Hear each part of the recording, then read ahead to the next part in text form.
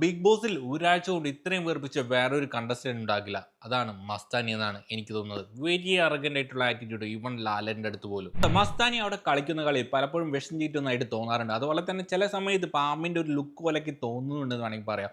ഞാൻ അങ്ങോട്ട് എല്ലാവരും കൂടി കൂട്ടാക്രമിച്ച് മസ്താനി ഒരു മാസാക്കി മാറ്റുമെന്നൊക്കെ കണ്ടു തന്നെ അറിയണം. ഈ ഒരു വീക്കെൻഡിൽ ലാലന്റെ ഫസ്റ്റ് ഡേ കണ്ട ഫയർ ഒന്നും സെക്കൻഡിൽ ഇല്ല എന്ന് വേണം പറയാം. പിന്നെ ലാലന്റെ പ്രത്യേകിച്ച് പറഞ്ഞിട്ടും കാര്യമില്ല എന്ന് വേണം പറയാം. അവിടെയുള്ള എല്ലാവരും അങ്ങോട്ടും ഇങ്ങോട്ടും നല്ല പണിയും മറുപണിയൊക്കെ ഈ വീക്കിൽ നല്ലവണ്ണം കൊടുത്തിട്ടുണ്ട്. ഉദാഹരണം പറയാൻ ലക്ഷ്മി ആര്യൻ്റെ ഷർട്ട് എടുത്ത് താഴെയിട്ടപ്പോൾ ആര്യൻ തിരിച്ച് ലക്ഷ്മിയുടെ ഡ്രസ്സ് എടുത്ത് മേലോട്ടിട്ടുണ്ട്. അപ്പോൾ പിന്നെ ലാലേട്ടൻ എന്ത് പറയാനാണല്ലേ.